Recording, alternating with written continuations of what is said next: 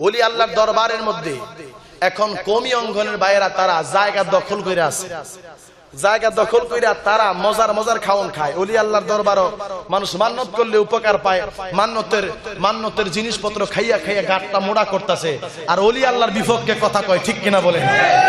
এমন খাওয়া খাই রে বাবারে, খাইতে খাইতে ফেডারে বানাইছে একবারে ফোটকা মাছ আছে না, ফোটকা মাছের মতো। ঠিক কিনা বলেন?